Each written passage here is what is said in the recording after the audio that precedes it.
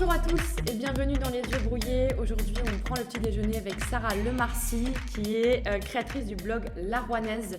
Bonjour Sarah. Bonjour Marine. Ça va? Très bien. Bon. Sarah, pour ceux qui te connaissent un peu, tu étais coach sportive avant. Et tu étais entrepreneuse aussi dans le sport. Tu n'étais pas que coach, tu avais créé aussi ta start-up. C'est ça. Donc, tu as fait un gros virage en 2020. Oui. Que tu as expliqué un peu sur tes réseaux. Est-ce que tu peux aujourd'hui nous expliquer pourquoi tu as fait ce virage et qu'est-ce qui t'a fait justement le faire, passer à l'acte Et pourquoi aujourd'hui je fais ça? Pourquoi aujourd'hui tu es La Rouennaise, donc un city blog et créateur de contenu? Alors, moi, ça fait 6 ans que je suis entrepreneuse. Donc, j'ai commencé avec effectivement une start-up, au tout début, surtout une entreprise de coaching qui s'est développée et qui avait les intentions d'être une start-up pour proposer des spots d'entraînement partout en France. Et en fait, au fur et à mesure, on met des choses en place, sauf qu'est arrivé le fameux Covid que l'on connaît tous. Ouais. Et forcément, là, il faut se poser des questions qui ne sont pas forcément faciles à anticiper parce que c'est ça, hein, le pouvoir d'une entreprise, c'est aussi de prendre des décisions pour l'avenir. Et pour ma part, en fait, c'était la seule solution qui était viable parce que donc c'était des spots d'entraînement un peu partout en France, l'idée et d'être entraîné en fait avec un coach sur place en extérieur. Et avec le Covid, on a dû tout passer en digital. Et la problématique du digital, c'est très bien, mais ça implique aussi un investissement qui était différent. Et il fallait l'investissement maintenant, tout de suite. Et bon, on sait très bien qu'avec le Covid, on n'avait pas d'investisseurs comme ça sous la main qui étaient prêts à mettre de l'argent pour pouvoir avoir une structure, en tout cas compatible avec le fait de faire du digital, quoi. Donc la raison a été de se dire ça a été une belle aventure et de stopper un petit peu la machine. Ça n'enlève pas le fait que je suis entrepreneuse et que je le serai certainement toute ma vie, parce que pour moi le fait d'être entrepreneuse, c'est un métier avant tout, c'est le fait de vraiment développer un projet de A à Z. Et là, j'ai voulu un peu me calmer et redescendre sur des bases que j'ai depuis très longtemps dans l'influence et dans la création de contenu, quoi.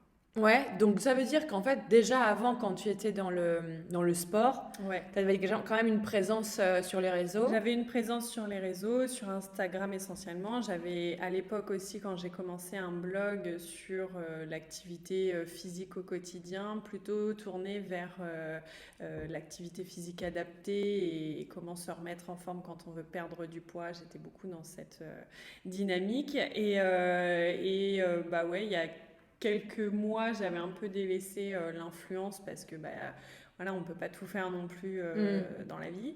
Et quand j'ai arrêté Urban, j'ai clairement décidé de reprendre le pied sur Instagram, de relancer un blog et de partager en fait la vie que je mène aujourd'hui en tant que Rouennaise, donc ici dans mon milieu. Ouais. Parce que du coup, en fait, tu es dans un autre univers, plutôt dans dans ce qu'on appelle le city blog. C'est ça. C'est ça, hein. Tu peux nous expliquer un peu ce que c'est du coup Alors le city blog, c'est l'idée de partager tout ce qu'on peut vivre en fait dans une ville. C'est comme un city guide géant. Ça me permet de parler aussi bien d'un commerçant que d'une rue, de tout ce qui se passe ici. Après, je l'ai appelé La Rouennaise parce que j'avais envie de montrer aussi aux gens que on peut voyager et à la fois être terre à terre avec sa ville. Et moi, c'est exactement ce que je suis. J'adore bouger, j'adore découvrir d'autres villes, mais j'adore aussi quand je me retrouve là à Rouen, quoi. Est-ce que le fait d'avoir arrêté ton ancienne activité dans le sport, est-ce que tu l'as vécu comme un échec Pas du tout. Et je pense que seuls les entrepreneurs arriveront à comprendre ça. Quand on arrête une activité, c'est aussi avoir les épaules pour le faire, parce que c'est pas évident mentalement d'accepter ça, parce que on a envie de donner, c'est nos bébés quand on monte une entreprise. Donc non, je ne l'ai pas vécu comme un échec, mais il a fallu trouver la force de le faire pour arrêter. Ça a été difficile, ça je ne le dis pas, mais en tout cas, les belles histoires ont aussi une fin, et là pour le coup, c'était le moment, quoi. C'était le moment, oui.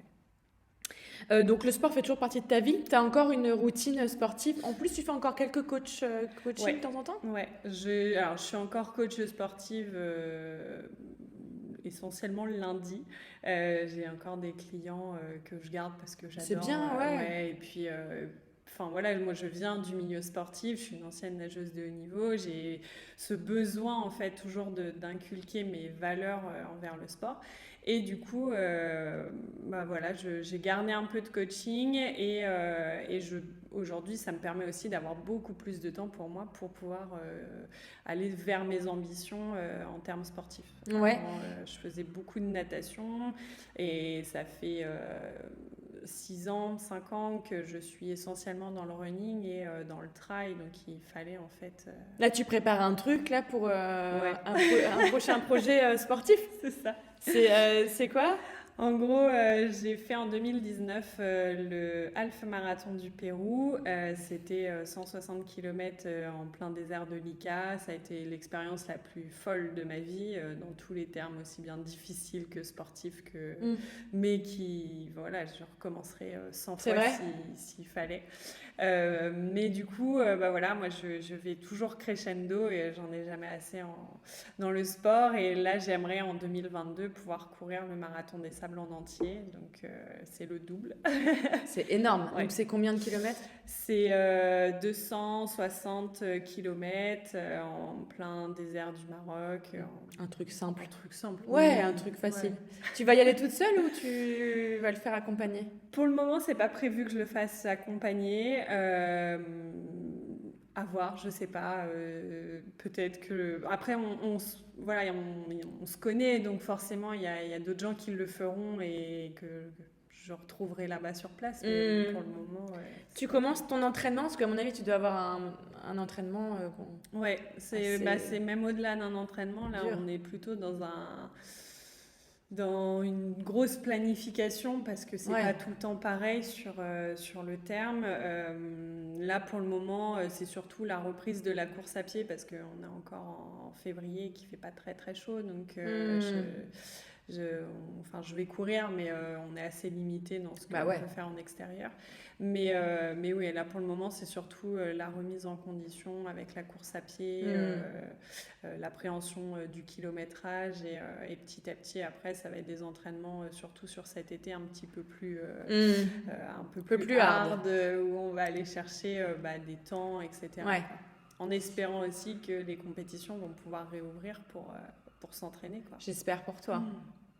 Est-ce que diététiquement, tu as aussi un peu un régime pour t'entraîner ou pas? Alors, j'ai toujours, depuis que je suis dans le milieu sportif, j'ai toujours une alimentation très équilibrée.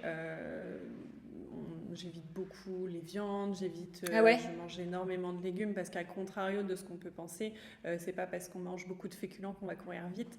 Donc forcément, il faut une alimentation qui suit la route. Après, on va dire que c'est surtout les 6 mois précédant la compétition où là, je vais être plutôt dans un régime qui va être vraiment méga strict, où pas de verre de vin à table quand tu vas en famille. À Noël, tu oublies la coupette de champagne. Et puis, c'est surtout axé sur les sucres, les alcools et les viandes qu'il faut vraiment totalement éviter. Pendant combien de temps, du coup Pendant les 6 mois précédant la 6 mois. Ouais. C'est ce que j'avais fait pour le Marathon des Sables et sincèrement, ça a un vrai impact. Ton métier aujourd'hui, donc, c'est créatrice de contenu. Ouais. Alors, il paraît qu'il vaut mieux dire créatrice de contenu que influenceur. Je préfère parce qu'en fait... je pense surtout que c'est 2 métiers qui vont ensemble, mais qui pour moi sont différents. D'accord. Moi, je crée vraiment du contenu parce que quand on travaille avec des marques, avec des enseignes, ils vont te demander, on aimerait que tu parles de ça, et après c'est à toi d'aller te renseigner, créer ta photo, créer ton visuel, créer ce que tu vas sortir. Donc pour moi, ça c'est de la vraie création de contenu qui se rapporte vraiment aux médias en fait. L'influencing, c'est encore différent en fait. Pour moi, l'influencing, de pousser un peu les gens à la consommation, même si je pense que tout le monde ne pensera pas de la même façon que moi, mais j'ai du mal en fait avec ce mot au vu du fait que depuis les 5 dernières années, on voit émerger de l'influence de partout, quoi. On voit émerger des micro-influenceurs qui ont 2000 abonnés ou des marques vont leur envoyer un petit produit en cadeau et eux, ils sont trop contents et bah, forcément, ils vont le mettre en avant avec un post, avec des stories. Et en fait, nous, c'est notre job, mais ça nous dévalorise aussi, quoi. Les réseaux sociaux sont créés pour l'influence, hein, ouais, c'est ça. mentir, donc, ouais. Donc, du coup, toi, tu avances dans un univers qui est un peu différent de ce que tu avais avant. Comment tu arrives à justement avancer comme ça? Et est-ce que tu arrives à te faire des contrats? Est-ce que tu es toute seule ou est-ce que tu as été aidée? Comment tu avances? Alors, je suis pas forcément toute seule, mais j'ai pas une société voilà, où j'ai des salariés avec moi. C'est un peu différent quand on est dans ce genre de milieu. Je travaille avec des photographes qui m'accompagnent beaucoup parce que bah, même si on arrive à faire des belles photos que seul, tu fais. Ouais. Il faut quand même avoir du contenu de qualité à présenter. Et moi, je déteste mettre autre chose que du contenu de qualité en termes de photos. Donc ouais, j'ai des gens qui m'accompagnent surtout dans la création des visuels, entre autres l'agence Tempera et Boujou Bien. Et puis après, oui, depuis que j'ai commencé, j'ai des contrats forcément et j'accepte pas n'importe quel contrat parce que je veux aussi rester collée à ce que je propose en termes de city blog parce que c'est méga important de rester aussi dans ses convictions et d'avoir le choix, quoi, parce que dans ce milieu-là, on t'en propose tous les jours. Des milliers, hein, des contrats si tu veux, mais il faut que ça colle aussi à ton image et ce que tu as envie de partager aux gens, quoi, parce que si ça te ressemble plus, ça sert à rien, quoi. Il y a déjà des choses que tu as reçues où tu te dis mais rien à voir avec moi? Oui. Ah bah oui, clairement. On t'a proposé quoi de... Là dernièrement moins parce que tu fais attention en fait, maintenant tu sais à qui tu dis oui, tu sais à qui tu dis non, à qui tu donnes ton adresse et où est-ce que tu ne la mets pas pour qu'on t'envoie des colis. Essentiellement avant dans le milieu sportif, mais on t'envoie toujours les boîtes, des pilules pour perdre du poids, des trucs comme ça. Moi, c'est des choses que j'ai toujours refusé de mettre en avant parce que ça me correspond pas du tout à l'image que je veux proposer à ma communauté. Donc, ce genre de choses. Et te contactent sur Instagram principalement les marques? Par mail. Par mail? Ouais. De toute façon, oui, on peut essayer de nous envoyer un message sur Instagram, mais... Tu les vois pas tous, en fait. Non. Ouais, c'est ça. En fait, c'est ça qui est con. Enfin, en même temps, tant mieux pour vous, tu vois, quand vous avez un certain nombre d'abonnés. Mais en gros, t'as une partie, en fait, certainement dans demande ou quelque chose comme ça. Non, t'as une partie où les gens... Ou quand t'as pas encore échangé avec les gens, c'est ça? Ça tombe un peu dans tes spams et puis tous les jours, tu checkes, tu regardes ce qui... Est-ce que dans ta routine, tu regardes régulièrement s'il y a des choses que t'as pas vues? Ah oui. Tous les jours, en fait. Tous les jours, je check mes mails. C'est sûrement le premier truc que je fais le matin. Quand je travaille au bureau, en tout cas. Et puis après, c'est de checker un peu toute la journée, un peu en continu. Mais en fait, du coup, t'arrêtes pas, en fait, quand t'es comme... Ouais. Est-ce qu'il y a déjà des choses dans ce métier-là qui t'agacent ou que t'as découvert puisque t'es pas dans l'influence, mais dans l'influence sans être dans le sport depuis récemment. Est-ce qu'il y a déjà des choses où tu te dis, mais what the fuck? Oui, alors je pense que c'est quand même quelque chose que j'avais déjà potentiellement vu à l'époque, mais là le fait d'être complètement dedans qui est agaçante en fait. Tu crées toute la journée du contenu, tu essaies de sortir des choses de qualité avec des gens qui sont professionnels et en fait la critique est tellement facile qu'il y a des fois, je suis quelqu'un de méga positive, hein, quand tu vois une critique, tu essayes d'y répondre tant bien que mal, mais tu essayes de remettre un peu les choses à plat et d'expliquer que si un contenu plaît pas à quelqu'un, c'est tout à fait normal, hein, on n'est pas fait tous pour aimer la même chose. Mais pas la critique négative, quoi. Moi, j'accepte que la critique constructive, quoi. Ouais, donc toi, t'aimes pas les critiques. Quand on te balance un c'est nul.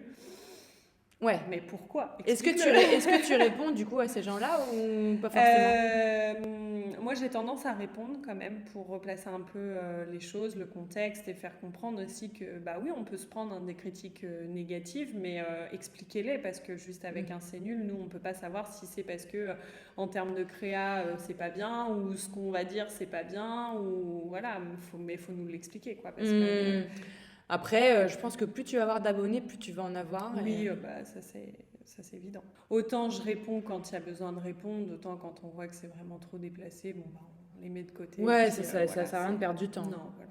Qu'est-ce qui t'inspire dans ton métier actuel? Les gens. J'adore rencontrer les gens et pouvoir discuter de ce qu'eux-mêmes font.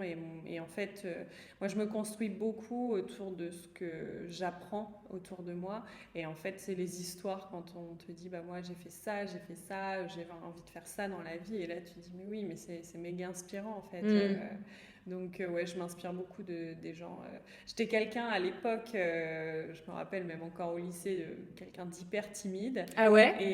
Et en fait, bah, ce métier-là m'a beaucoup ouvert à aller parler avec les personnes que je rencontre. Et pour le coup, ça t'a forcé à le faire? Ça te force à le faire et ça te force à discuter, en fait. Ouais. Et en fait, c'est là où tu apprends beaucoup, beaucoup de choses, quoi. T'étais timide? Ouais. C'est pas vrai? Ouais. Ah ouais? C'est On marrant, dirait mais pas, hein. non, c'est vrai qu'aujourd'hui... Ouais. Mais c'est bien. Est-ce qu'il y a des livres ou est-ce qu'il y a des vidéos ou des films qui t'inspirent aussi, culturellement? Beaucoup les films. Je suis tout le temps sur Netflix pour voir tout, quoi. Mais culturellement, c'est beaucoup lié au voyage. J'adore voyager, j'adore découvrir le monde. Alors, pas du tout de la façon dont les gens le font. Moi, je suis pas quelqu'un qui va à l'hôtel 4 étoiles et qui reste 2 semaines. C'est plutôt sac à dos. Patauger. Ouais, voilà. Je suis plutôt sac à dos et découvrir des trucs que jamais t'as découvert, quoi. Enfin, j'ai fait 3 fois le tour du Maroc. Enfin, voilà, c'est pas Marrakech, moi, qui m'inspire, c'est vraiment découvrir des choses que jamais tu verrais, quoi. Donc, tu as beaucoup voyagé jusqu'à présent? Oui, pas mal, je pense. Enfin, je m'en suis rendu compte d'ailleurs récemment, mais j'ai fait des pays qui, au final, je me dis... Ah ouais, non, c'est quand même pas mal. C'est quand même cool. C'est quand même cool. Et est-ce que la rouennaise, du coup, pourrait aussi devenir, quand tu vas pouvoir revoyager, parce qu'aujourd'hui c'est complexe, mais ouvrir en fait le blog à autre chose? En fait, l'ambition, c'est toujours de garder le blog axé sur Rouen, parce que je pense qu'aujourd'hui j'ai beaucoup de contenu encore à créer sur la ville rouennaise, que c'est pas forcément le blog que, entre guillemets, j'ai envie de monétiser pour gagner ma vie. Mais par contre, au travers d'Instagram, oui, effectivement, j'ai envie de montrer autre chose aussi que Rouen. Tout simplement pour le fait que, comme je te disais tout à l'heure, je suis quelqu'un de très terre-à-terre, j'ai besoin de revenir chez moi, d'être à Rouen et de me sentir chez moi. Mais j'ai aussi besoin que les gens comprennent que t'as beau habiter à Rouen, on a une proximité avec d'autres villes, avec d'autres pays qui est quand même hyper simple. Et parfois, c'est juste le fait d'avoir un peu peur de le faire qui fait qu'on ne le fait pas. Et du coup, c'est ça aussi que je veux mettre en avant et que potentiellement, avec les mois qui vont venir, voir autre chose que la ville de Rouen sur le compte Instagram.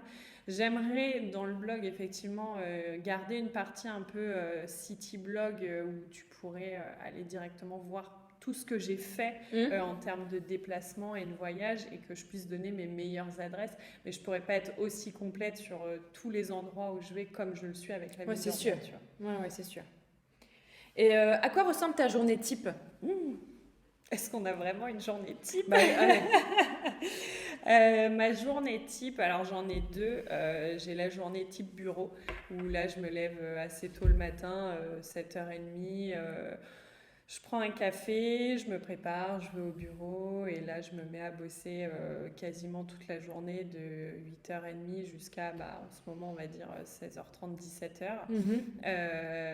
Je prends très peu le temps de manger le midi. Et d'accord. Comme au bureau, je suis pas toute seule à bosser au bureau. Parfois on me fait la réflexion, tu manges pas? Non, je suis concentrée là. Ça m'arrive. Moi, je sais c'est pas bien, attention, en tant que coach sportive. Non, c'est très très mal même. Très mauvais. Mais, à ne pas faire. Mais ouais, il y a des fois, je m'en aperçois. Et mais t'oublies quoi, carrément. Et t'oublies, t'es dans ton truc. Mais j'adore, quand c'est comme ça, et que t'es inspiré, c'est tellement génial parce que j'avoue que la période qu'on vit en ce moment, c'est pas la plus propice à l'inspiration. Et après, tes autres journées, tu me dis que tu en avais deux. Et l'autre journée, c'est quand il y a vraiment de la grosse créa de contenu. Quand avec Pierre de Tempera, on crée des vidéos, bah là, on se donne rendez-vous souvent sur les coups de 9h30 si on veut un beau soleil, mais Pierre arrive 1h30 en retard. Mais... non, je suis obligée de le dire. Là, ça. Non, Pierre, si t'avais pas compris, je crois que ça ne fait pas plaisir en fait. Et après, on tourne quasiment toute la journée jusqu'au soir. Quel est l'endroit où tu te réfugies ? Est-ce que tu as un endroit à toi où quand ça va pas très bien, tu dis moi personne ne peut me trouver et je suis trop bien là ? Dans mon lit. Ah ouais, dans ta nouvelle maison ? Ouais, dans ma nouvelle maison. En soi, je pense que c'est ça. Chez toi.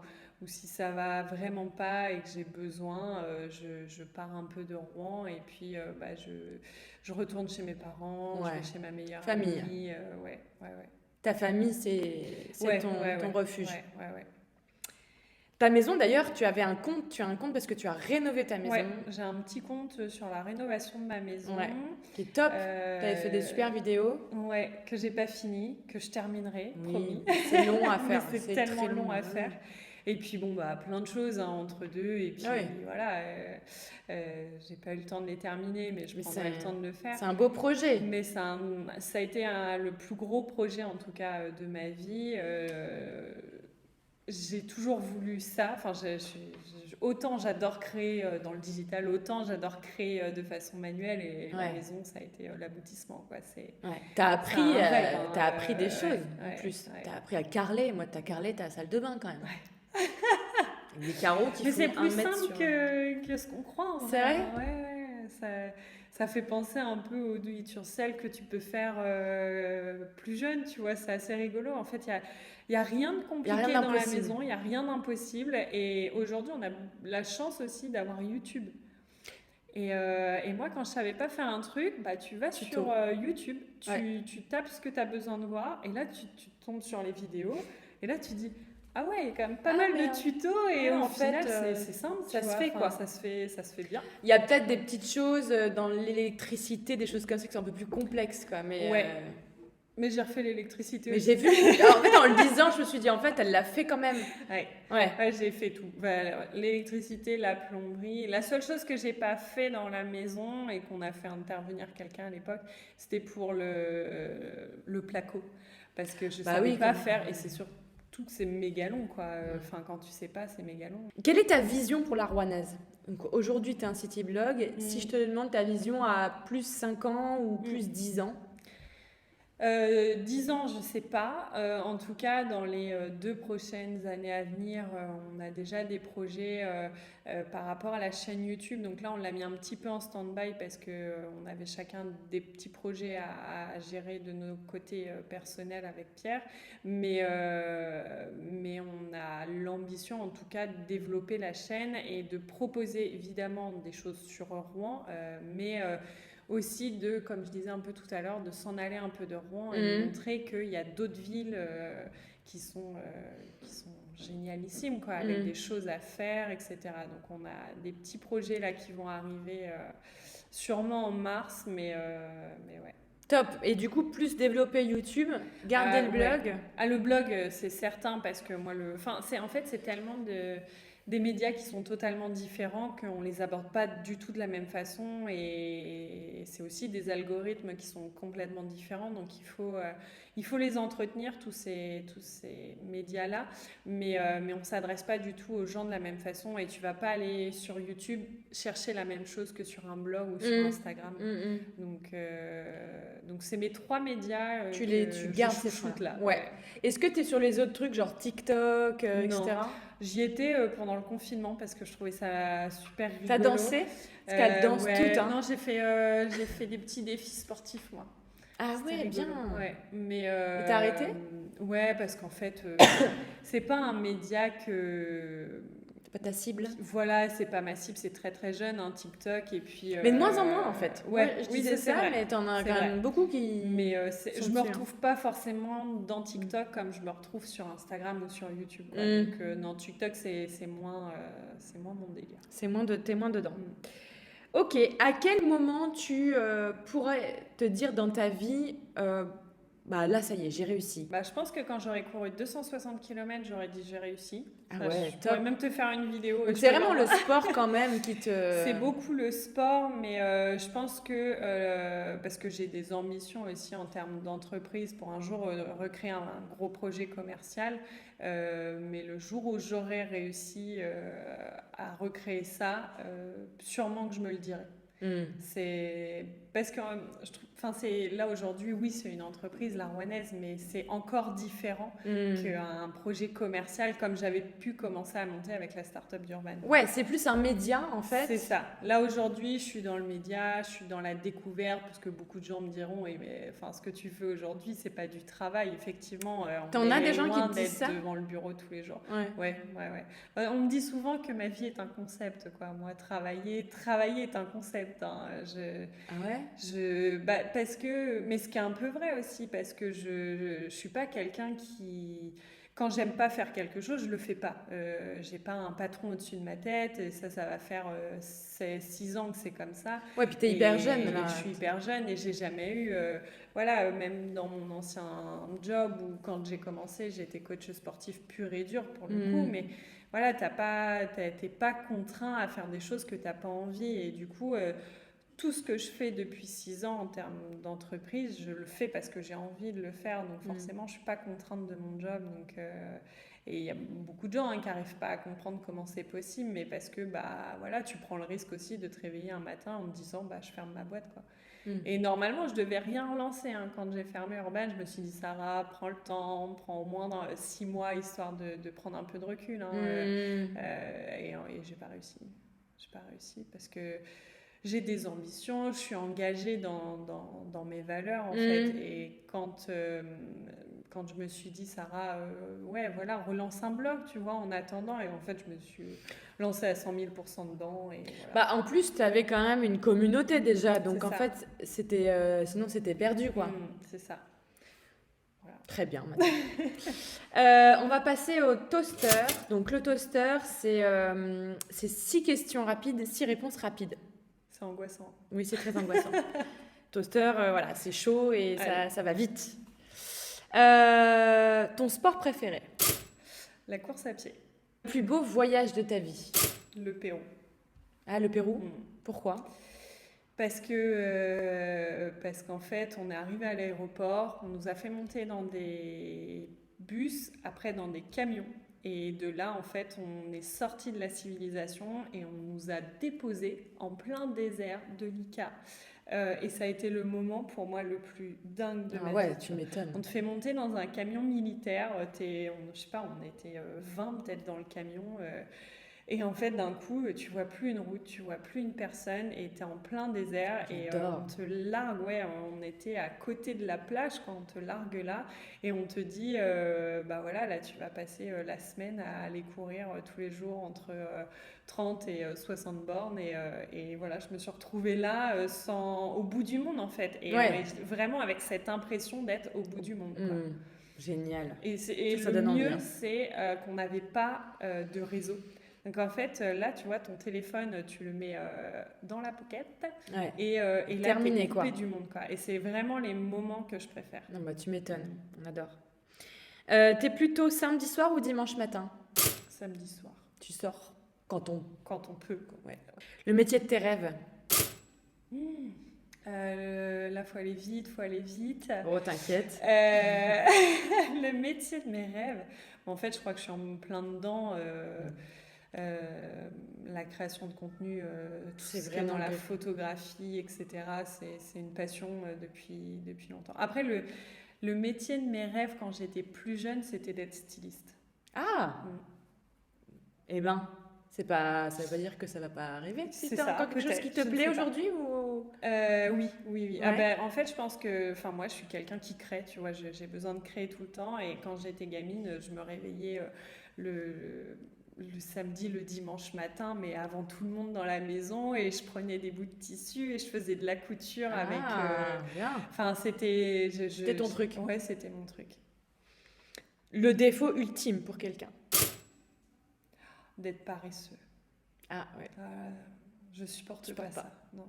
Bon. Faut pas que ton chéri soit paresseux alors. C'est ça. Ouais. Voilà, faut prévenir. Faut prévenir. Le meilleur resto de Rouen, là je te pose une colle parce que... non, ça c'est pas gentil. Ouais, parce que du coup ton métier c'est de les mettre en avant, mais est-ce qu'il y en a un où tu te dis... Alors, je vais pas dire le meilleur, mais en tout cas mon préféré restera le Cancan. Ah ouais. Alors pourquoi? Pour l'ambiance. Quand tu y vas, tu te sens bien parce qu'il y a des plats... on est presque dans la gastronomie tellement c'est bon. Et qu'en plus, Franck qui gère le Cancan, c'est très très bien parler à ses clients. Enfin voilà, il te présente un plat sous des cloches, un dessert avec de la fumée. Puis c'est méga Instagrammable, on va pas se mentir. Et c'est beau, tu vois. Ouais. Et du coup, t'as envie d'y aller pour ça. C'est beau, c'est bon. Tu passes un bon moment. Tu manges des plats qui sont de base assez simples, mais qui sont aussi revisités. Donc, d'accord.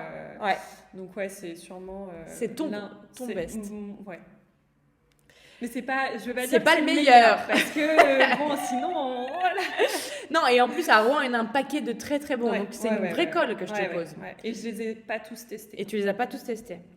Très bien, Sarah. Qu'est-ce qu'on peut te souhaiter pour 2021, là, alors? De bien t'entraîner pour le marathon des sables. Voilà, et que la vie commence à reprendre un peu son cours pour qu'on puisse un peu se libérer de tout ça, et comme ça, moi, je pourrais aller faire plein de créations de contenu. Et sur bosser tous les comme restos, t'en as envie. sur tous les magasins, les bars, les cafés, les concepts, les concerts, parce que voilà, j'ai des contrats qui devraient arriver, mais pour le moment, tout est en stand-by, le fait que tout est fermé, quoi. Donc, on te le souhaite et on nous le souhaite on en nous fait. Le souhaite. Voilà, parce qu'on en a besoin. Ok, merci beaucoup Sarah pour Merci aujourd'hui. Et merci à vous d'avoir regardé. On retrouve Sarah sur Instagram. On va tout mettre en dessous, en barre d'infos. Ou je crois que Léo, il fait des petits montages un peu sympas. Pour que ça arrive ici. Et puis, on vous dit à très vite avec un nouvel invité. Bonne journée ou bonne soirée. Salut. On vous remercie d'avoir regardé ce nouvel épisode des Yeux Brouillés. On se retrouve très prochainement avec un nouvel invité. En attendant, retrouvez-nous sur Instagram @lesyeuxbrouillés tout simplement. À bientôt.